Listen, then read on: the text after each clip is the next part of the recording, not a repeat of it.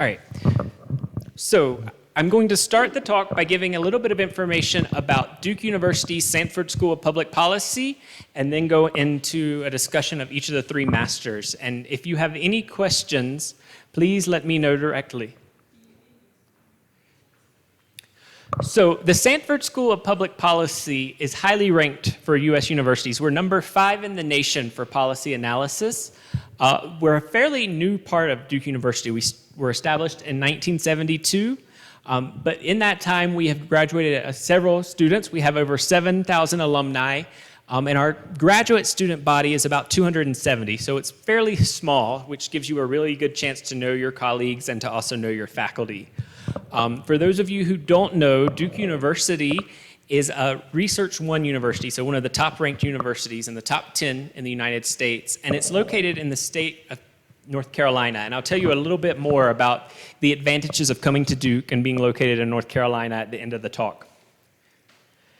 So the Sanford School of Public Policy mission is to improve lives by engaging the most pressing policy issues and preparing students for lives of leadership, civic engagement, and public service.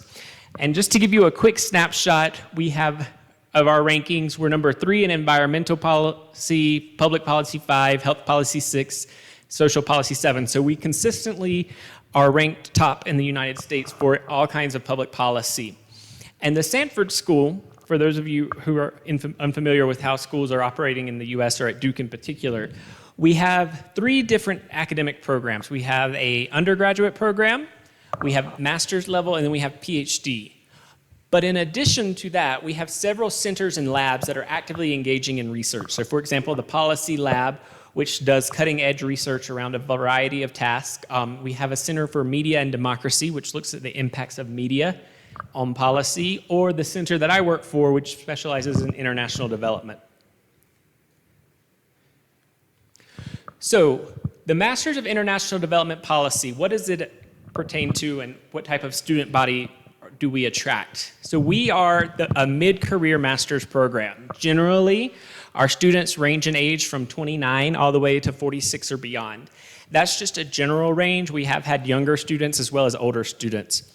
The reason we say mid-career is we try to bring in a student body with development experience that they use to add to the classroom talks and readings to really enrich with stories from the field and experiences and insights. Our student body is very global. We have over 100 nations represented in our alumni network. Our faculty have worked and are from a variety of different countries. Pretty much you can point to anywhere on the map and someone in the DCID family or the MIDP family has worked or studied in that region. Just a quick update to give you an idea, our fall 2019 cohort of incoming students, or we call them fellows, we had 38 incoming fellows, and they were from over 20 different nations. So it's almost like being part of a mini UN when you're in the classroom. There are multiple funding options that we use. One of the biggest is we have funding partnerships with agencies like CoFuturo, where students will apply to the program, get accepted, and then apply for funding through CoFuturo. We also have students that apply and earn external scholarships, for example, from the World Bank or from the Rotary clubs for peace and conflict management. And finally, we do offer tuition waivers where students can get a discount on the tuition. However, because we're a small program, we can't offer 100% tuition waivers, but generally combined with that and partnership funding, it becomes very competitive, the package. So what does the program entail and what are the key strengths? As I mentioned, we're mid-career. We're a boutique program, which means we keep our classes small so that we can give you the best and most personalized experience possible. We have both a 1-year and a 2-year degree program, and both of these degrees are largely self-designed curriculum. And so what I mean by that is that you will have a set number of courses that everyone takes.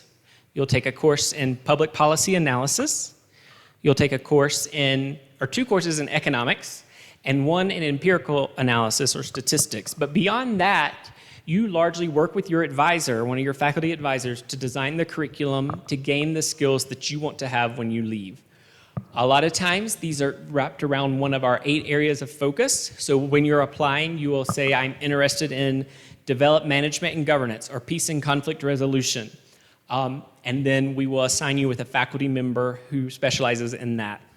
One thing that I should point out about these specializations is they are malleable and flexible, which means you can take courses throughout different ones, or if you get in and you start out under development management and you decide you really are interested in innovation and entrepreneurship, you can easily change. However, there's one exception. We have a specialization in international taxation and public financial management, and that requires a separate application. You don't have to actually provide any additional information or data points, but you do have to tell us when you're coming in that this is the track you're interested in so that we can have faculty who specialize in international taxation or public financial management review your application to be sure you have the requisite economic and quantitative skills for that program. So that's the only one where you cannot move about.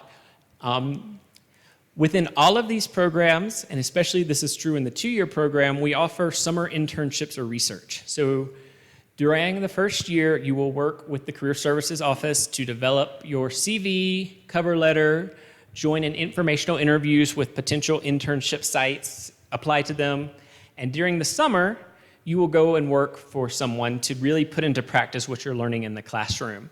We've had students work before at the World Bank, at the Inter-American Development Bank. We've had students work for the Environmental Defense Fund around environmental issues. We've had some students who were interested in things, for example, sustainable tourism.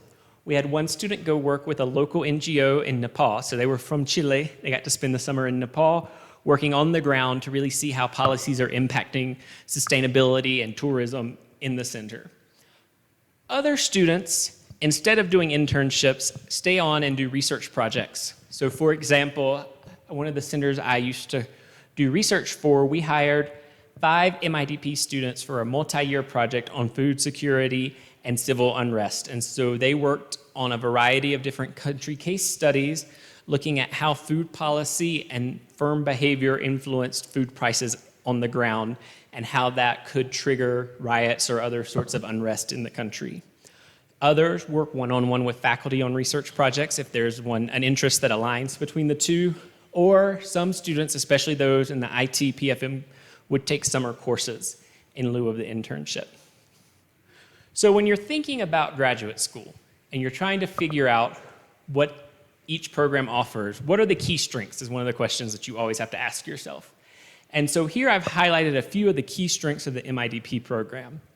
First, we have an expert faculty whose insights and experiences you'll be able to learn from. Combined, they have over 300 years of real-world experience in development. Many of them worked for international development organizations, and then after retiring from these organizations, came to Duke to teach in the classroom, while still doing research and consulting services for governments across the world.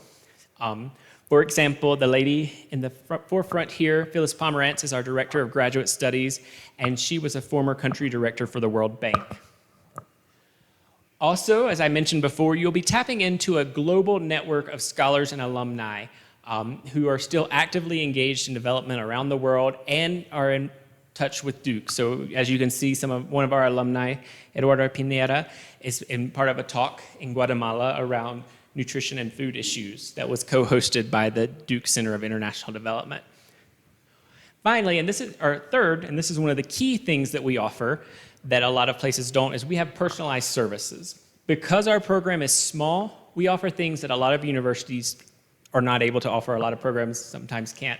For example, we have a summer arrivals coordinator, and this position, what they do is once you've been accepted, matriculated, and have your plane data and plane ticket bought, you send them an email and say, I'm going to be arriving at the airport at this time on this date.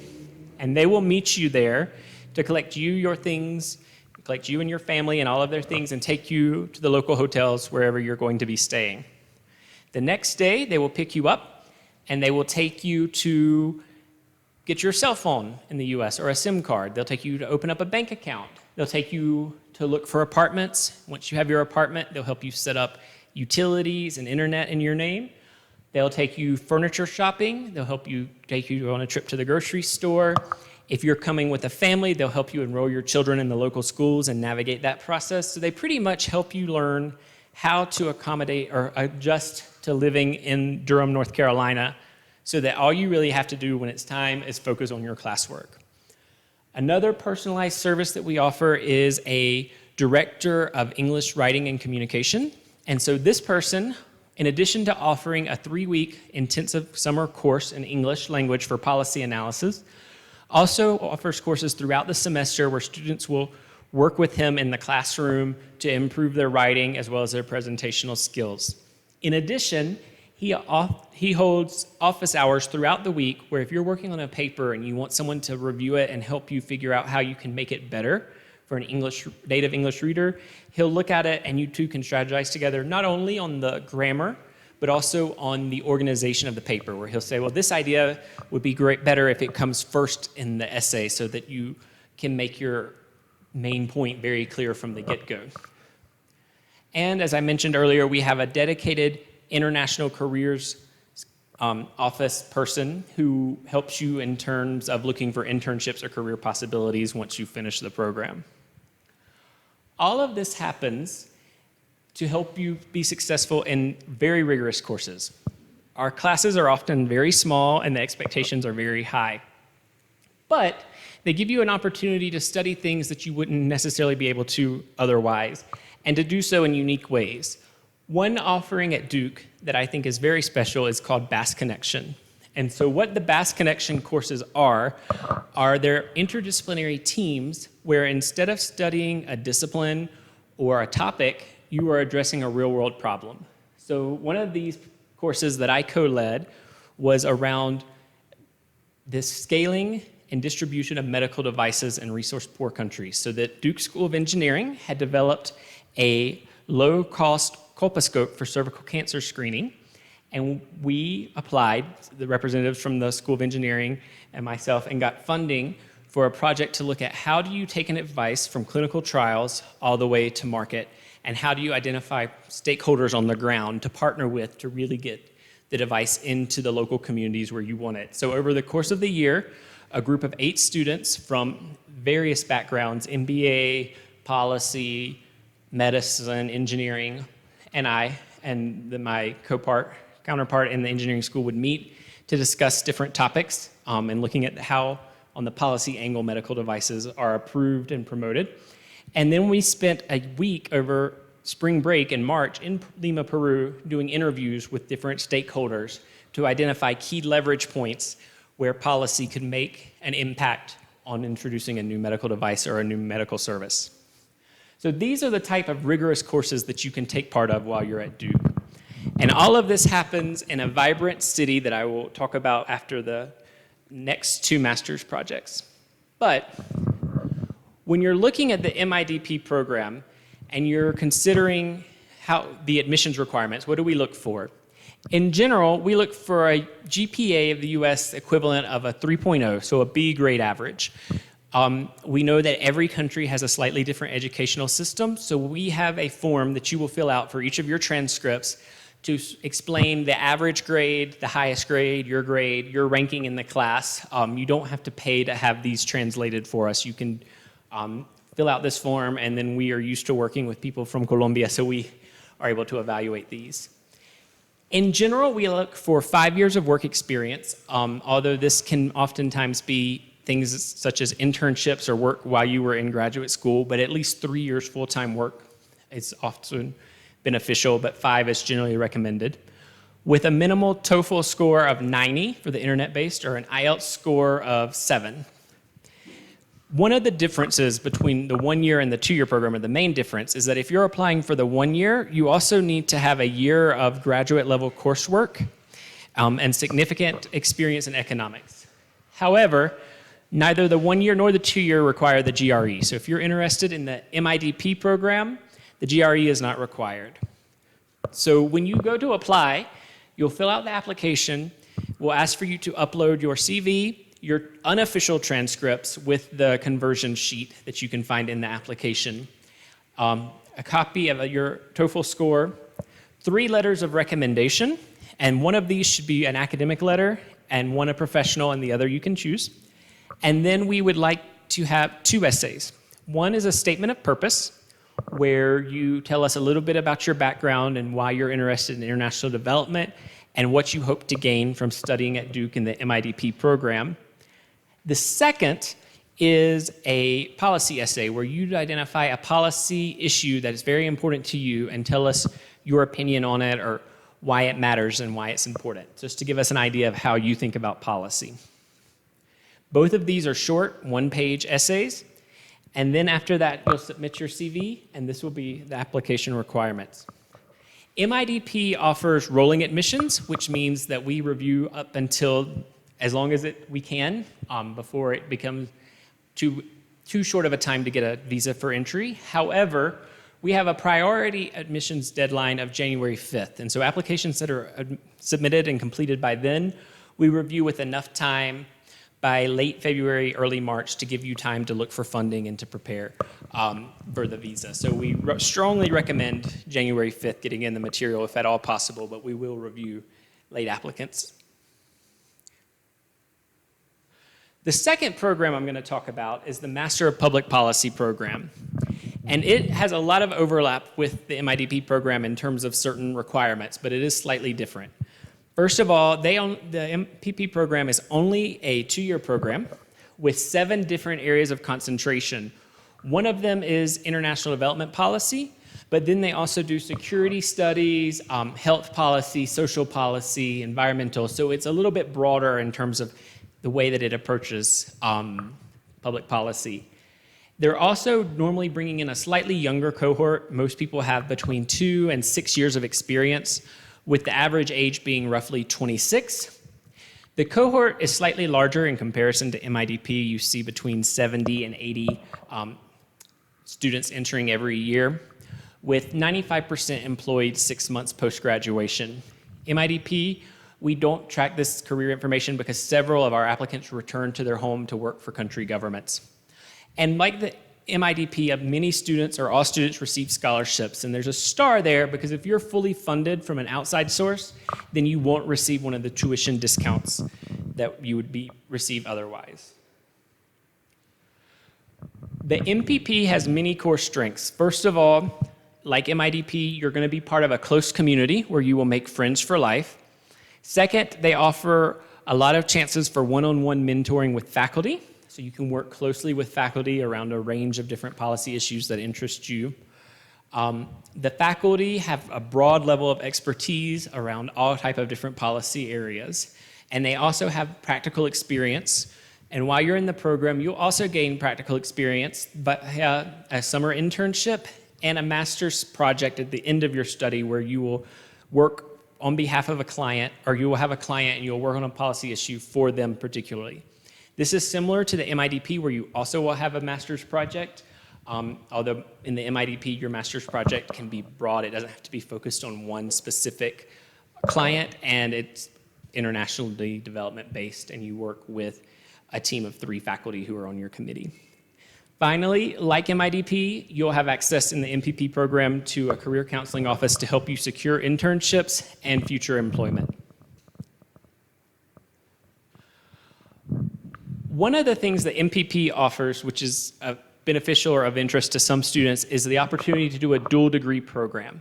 And what a dual degree program is that there are agreements between the Sanford School of Public Policy and other schools to share some of the courses or allow courses to count for 2 degrees so that you can get 2 in a little bit quicker time. So one of the more popular examples is an MPP MBA dual degree, where normally it would take 4 years to get 2 masters, but because some courses are shared, you can get both in 3. So it's 1 extra year of study for an extra master's. And so the MBA dual degree is offered with both the Fuqua School of Business and the Keenan Flagler School of Business at UNC, which is a neighboring university. These dual degree programs are also offered in divinity with the Duke Divinity School, in environmental management with the School of the Environment, law at Duke Law School, UNC Chapel Hills Law School, and Central's Law School, or in medicine. I will say, when you do a dual degree program, You have to apply and be accepted into both programs. So you have to look and see what are the admissions requirement at the other school. And it is a very intense course load. You are working very hard during your 3 years to meet all of the requirements for 2 masters. So it's only for students that are very well prepared for graduate coursework and are willing to take the added academic expectations on. So what does a typical MPP admitted candidate look like? What is their class profile? They generally have a GPA of around 3.4 to 3.8 with 2 to 6 years of work experience.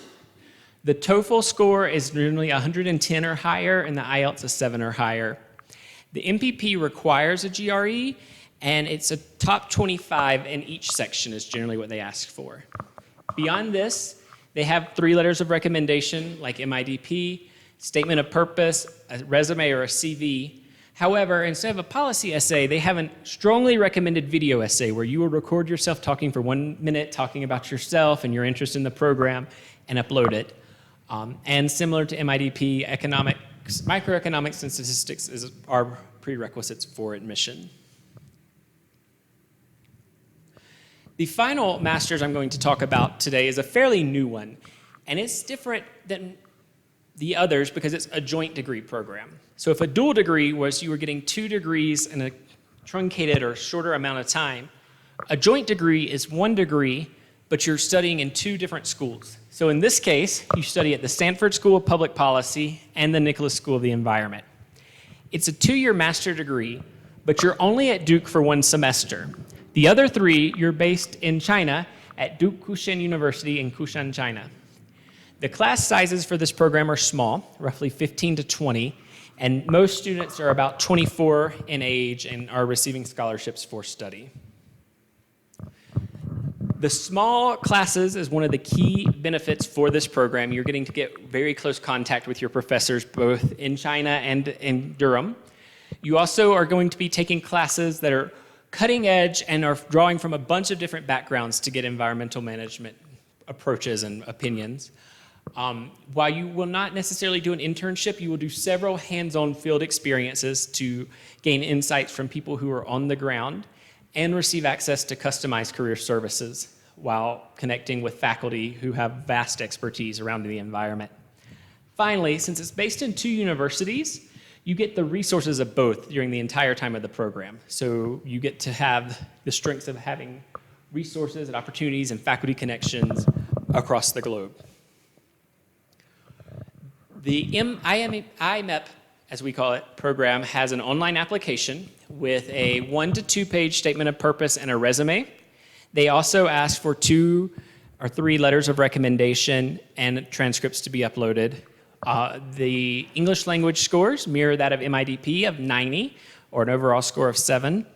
They do, like the MPP, require a GRE or equivalent. So if you've taken something like an LSAT or GMAT, you can substitute that in lieu, or if you've taken something similar in another university, you can reach out to see if it will count. And they do recommend that you have previous experience with statistics and with microeconomics. So one of the things I wanted to end on is what is the strength, not of necessarily the university, but of the city and the state where Duke is held. So Duke is located in a city that's underseen tremendous growth in the last decade. So it used to be a city that was based in tobacco. And as tobacco left North Carolina, it struggled to find itself.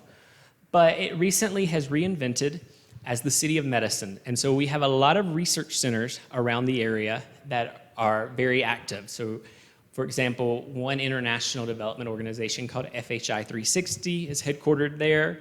Another, which is called Research Triangle International, is headquartered not far away.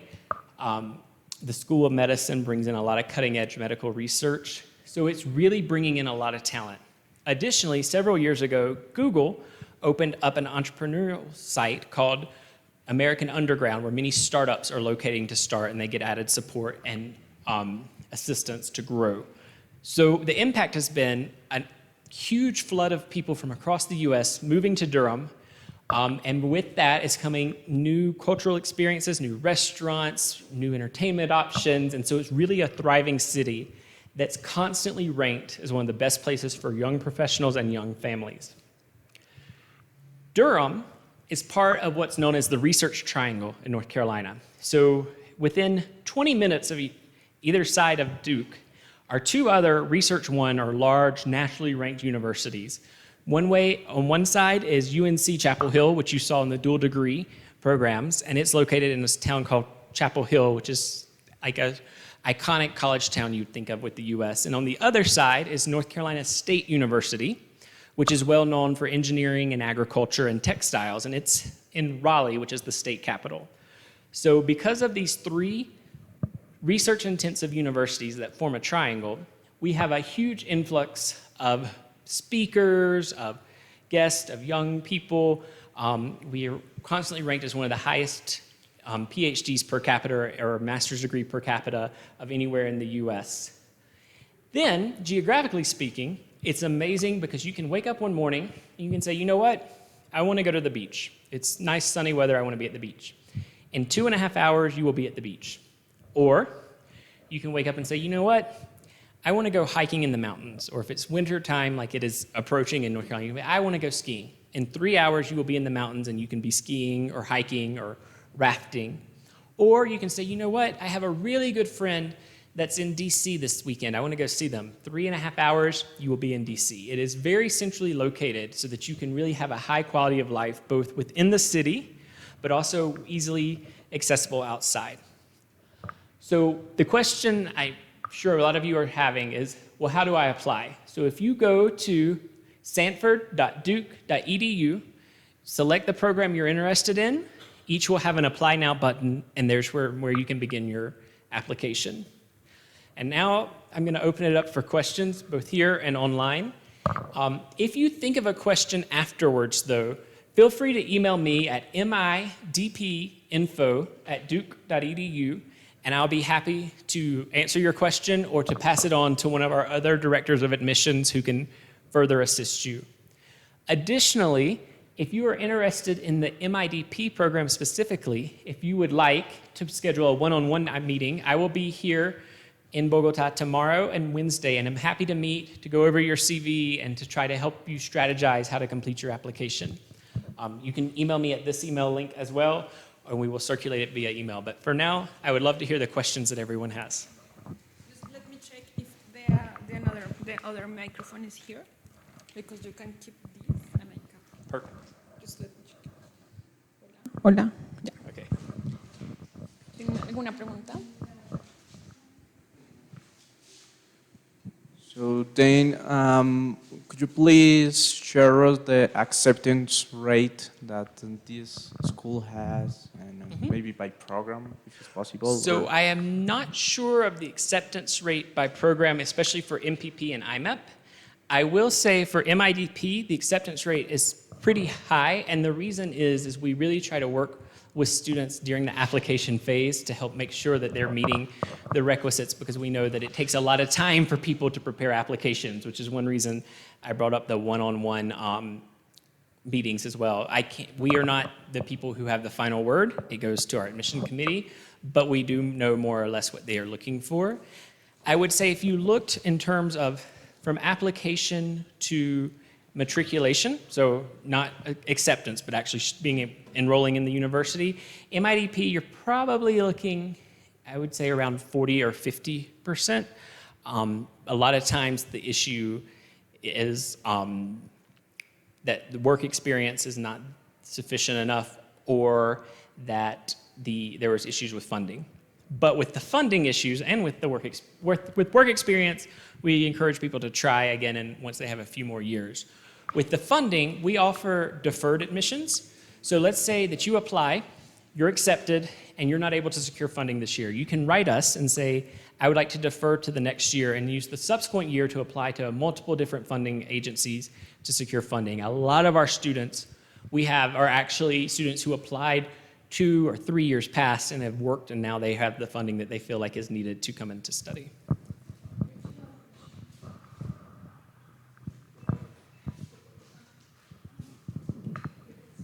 Okay, I have 2 questions, and are about the transcripts, because I know that well, it is an official transcript. You receive those transcripts, but for the translation, does the university require like to use a specific organization? Because I know that there is one organization like is global known for the translations, Right. NCIS, something like that. Do we have to use that organization, or we can translate the documents with another? Right. So you'll need to double check if you're interested in the MPP or the IMAP because they have slightly different rules. MIDP, you do not have to go through that organization. You are able to do it yourself and submit it to us. And the reason for that is because, one, we have the additional transcript form that we ask you to fill out where it says what was that average grade that a student got in this university, what was your rank, so how many students graduated and where were you in that number. But also, because we are so global in our network, we're very used to working with universities from across the world. So if we don't know your university, then we know someone who knows about the Colombian education system, or we have partners who can help advise us on those type of things. So that's why we don't have that added expense for applicants. Okay. So you will be able to do it on your own. And I do have another question, and it is far away from the application process. It is about the assistantship program. Does the university has an assistantship Yeah. program, and we are able to participate in that program? Right. So the way assistantships work, at least for the Sanford School, for IMEP, you'll have to double check with them. I'm not sure that they have them. For MPP and MIDP, we have a select number of teacher assistantships. And those are generally, you can't get those the first year, or the first semester at least. And then they're based on merit. So if you have done really, really well in a class, then you might be offered one. However, they're generally only offered for the core courses. So economics, policy analysis, empirical analysis, that we will say, okay, would you be willing to work with this faculty member? But so we do offer a few, but they are more for students in their second year, perhaps, who have shown mastery of the program.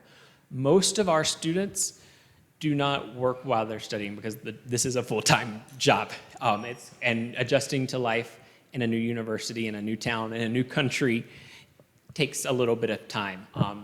But yes, so that is a possibility for the second year.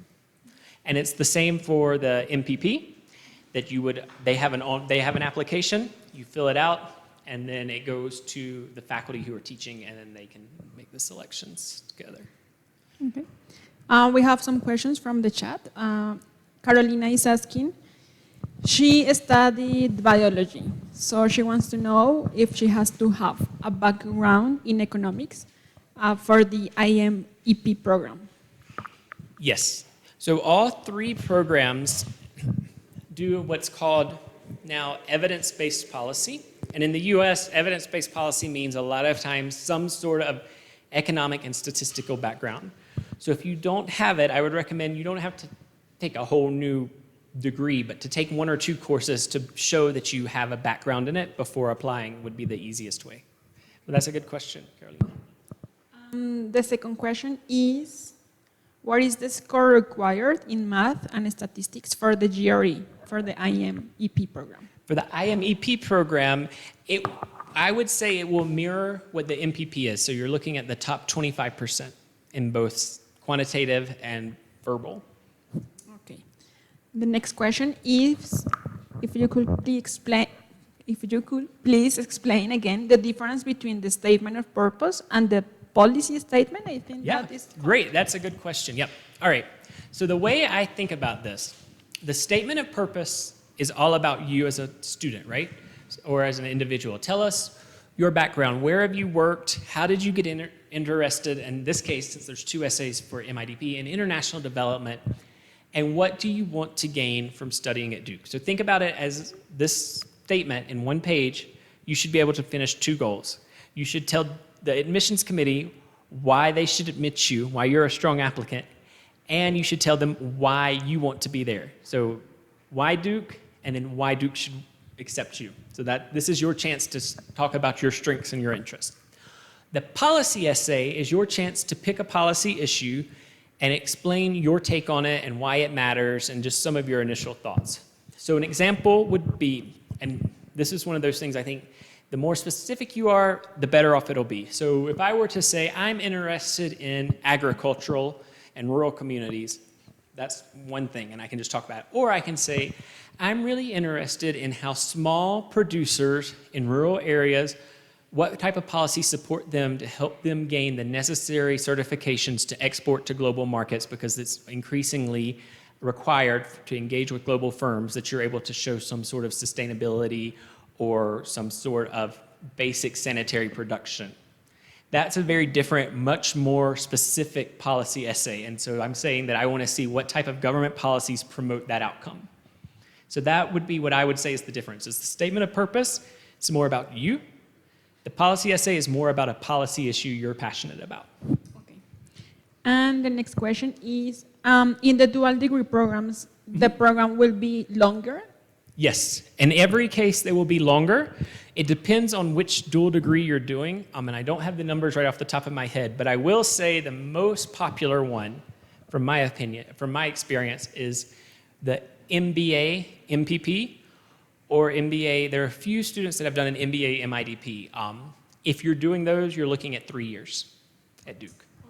So the advantage is technically it should take 4, so you're cutting off 1 year, but you are looking at a little bit of a longer stay. Okay, thank you. Okay, I think that those were all the questions so far in the chat. Do you have any extra questions? No? So then, thank you so much for your presentation. I don't know if you want to say something Yeah, else. I have one more thing to say. If you would like more information from Duke, from any of the 3 programs, if you would please email me at midpinfo@duke.edu. I'll be happy to pass on your email address to the appropriate person so that we can be in touch. Specifically, if you're interested in MIDP, while I'm here, I would love to meet with you one-on-one to really help try to make your application as competitive as possible. If that's not going to work, you can still reach out to me and we can meet up later via Skype or via email. But I am here to assist you guys as you're making this decision, and I hope to see many of you at Duke in the coming years. Thank you, and to everyone that was online. You can also contact Colfuturo in case that you want to speak with Dane or someone at the university. We'll be sending this virtual session because it will be posted on our YouTube channel. So you will find this link the next week in your emails. And as a final comment, this Friday we are going to have another webinar with Duke University, but the Nicholas School of Environment part of the university that has a dual degree program with the Center for International Development. So if you are interested, you can also be online this Friday at 11 a.m., I think. So thank you so much and have a nice afternoon and night. Bye.